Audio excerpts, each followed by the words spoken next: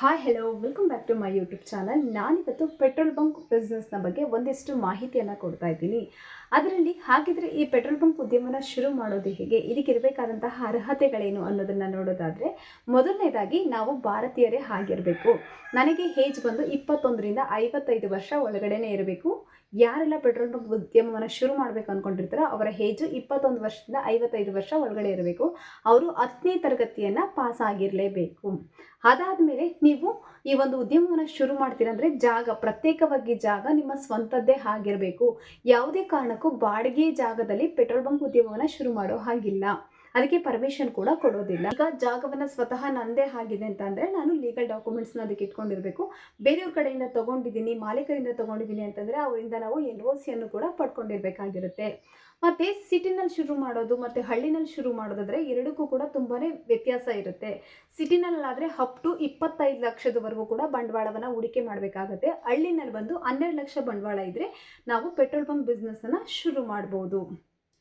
ಮತ್ತು ಈ ಒಂದು ಬಿಸ್ನೆಸ್ಸನ್ನು ಶುರು ಮಾಡೋದಕ್ಕೆ ಅಪ್ಲೈ ಮಾಡೋದಕ್ಕೆ ಆನ್ಲೈನಲ್ಲಿ ಹೇಗೆ ಅರ್ಜಿ ಹಾಕೋದು ಅಂತಂದರೆ, ಪೆಟ್ರೋಲ್ ಬಂಕ್ ವೆಬ್ಸೈಟ್ಗೆ ಹೋಗಿ ಯಾವ ಕಂಪನಿಯ ಪೆಟ್ರೋಲ್ ಬಂಕ್ನ ಓಪನ್ ಮಾಡಬೇಕು ಅಂತ ಅಂದ್ಕೊಂಡಿರ್ತೀರೋ ಆ ಕಂಪನಿಯ ವೆಬ್ಸೈಟ್ಗೆ ಹೋಗಿ ಅಪ್ಲಿಕೇಶನ್ನ ಡೌನ್ಲೋಡ್ ಮಾಡಿಕೊಂಡು ನಿಮ್ಮ ಮಾಹಿತಿಯನ್ನು, ಅದಕ್ಕೊಂದಷ್ಟು ಮಾಹಿತಿಯನ್ನು ಕೇಳುತ್ತೆ, ಅಷ್ಟು ಮಾಹಿತಿಯನ್ನು ಕೂಡ ತುಂಬಿ ನೀವು ಅರ್ಜಿಯನ್ನು ಹಾಕಬೇಕಾಗತ್ತೆ.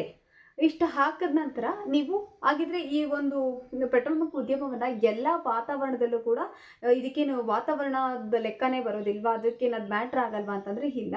ಗ್ರೀನ್ ಬೆಲ್ಟ್ ಏರಿಯಾಗಳಲ್ಲಿ ನೀವು ಪೆಟ್ರೋಲ್ ಬಂಕ್ ಉದ್ಯಮವನ್ನು ಶುರು ಮಾಡೋ ಹಾಗಿಲ್ಲ, ಇದು ಕಂಡೀಷನ್ ಆಗಿರುತ್ತೆ. ಅದಾದಮೇಲೆ ನೀವು ಯಾವುದೇ ಒಂದು ಬಿಸ್ನೆಸ್ನ ಶುರು ಮಾಡಿ ಅದಕ್ಕೆ ಪ್ರತ್ಯೇಕವಾದಂತಹ ಜಾಗ ಬೇಕು. ಅದರಲ್ಲೂ ಮುಖ್ಯವಾಗಿ ಪೆಟ್ರೋಲ್ ಬಂಕ್ ಉದ್ಯಮಕ್ಕೆ ಜಾಗ ಬಹಳ ಮುಖ್ಯವಾದ ಪ್ರಮುಖವಾದ ಪಾತ್ರವನ್ನು ವಹಿಸುತ್ತೆ. ಹಾಗಾಗಿ ನೀವು ಒಳ್ಳೆ ಜಾಗದಲ್ಲಿ ಅದಕ್ಕೆ ಲೊಕೇಶನ್ನ ಕರೆಕ್ಟಾಗಿ ನೋಡಿಕೊಂಡು ಉದ್ಯಮವನ್ನು ಶುರು ಮಾಡಿದ್ರೆ 100% ನೀವು ಈ ಒಂದು ಉದ್ಯಮದಲ್ಲಿ ಕೋಟ್ಯಾಧಿಪತಿ ಆಗೋದಂತೂ ಗ್ಯಾರಂಟಿ. ಅದು ಬಿಸ್ನೆಸ್ ಮಾಡೋದ್ರ ಬಗ್ಗೆ ಮಾಡಿರುವಂಥ ವಿಡಿಯೋದಲ್ಲಿ ನಾನು ಪ್ರತಿ ಸರಿ ಹೇಳ್ತಾನೆ ಇರ್ತೀನಿ, ಈಗಲೂ ಹೇಳ್ತೀನಿ, ಯಾವುದೇ ಬಿಸ್ನೆಸ್ ಆಗಲಿ ಆ ಬಿಸ್ನೆಸ್ನ ಶುರು ಮಾಡ್ತಿದ್ದೀವಿ ನಾವು ಅಂತಂದರೆ ಬಿಸ್ನೆಸ್ ಮೈಂಡೆಡ್ ಬಂತು ನಮಗೆ ಅಂದರೆ ಮಸ್ಟ್ ಆ್ಯಂಡ್ ಶುಡ್ ನಮಗೆ ತಾಳ್ಮೆ ಅನ್ನೋದು ಬಹಳ ಮುಖ್ಯವಾಗುತ್ತೆ. ತಾಳ್ಮೆಯಿಂದೊಂದು ಆಯಿತು ಅಂತಂದರೆ ಇನ್ನು ಜಾಣ್ಮೆಯಿಂದ ನಾವು ಬಿಸ್ನೆಸ್ನ ನಡೆಸ್ಕೊಂಡು ಹೋದರೆ 100% ನಾವು ಸಕ್ಸಸ್ಫುಲ್ ಒಬ್ಬ ಯಶಸ್ವಿ ಉದ್ಯಮಿ ಆಗೋದಂತೂ ಖಂಡಿತ. ಹಾಗೆ ಈ ಬಿಸ್ನೆಸ್ಸಲ್ಲಿ ಕೂಡ ನೀವು ಕೋಟ್ಯಾಧಿಪತಿ ಆಗೋದಂತೂ ಖಂಡಿತ, ಯಾವಾಗ ಒಳ್ಳೆ ಜಾಗದಲ್ಲಿ ನೋಡಿಕೊಂಡು ತಾಳ್ಮೆಯಿಂದ ಬಿಸ್ನೆಸ್ನ ಶುರು ಮಾಡ್ಕೊಂಡು ಹೋದಾಗ. ಸೊ ಇದಾಗಿತ್ತು ಇವತ್ತಿನ ವಿಡಿಯೋ. ಮತ್ತೊಂದು ವಿಡಿಯೋ ಜೊತೆ ನಾಳೆ ಬರ್ತೀನಿ. ಅಲ್ಲಿವರೆಗೂ ಟೇಕ್ ಕೇರ್, ಬೈ ಬೈ.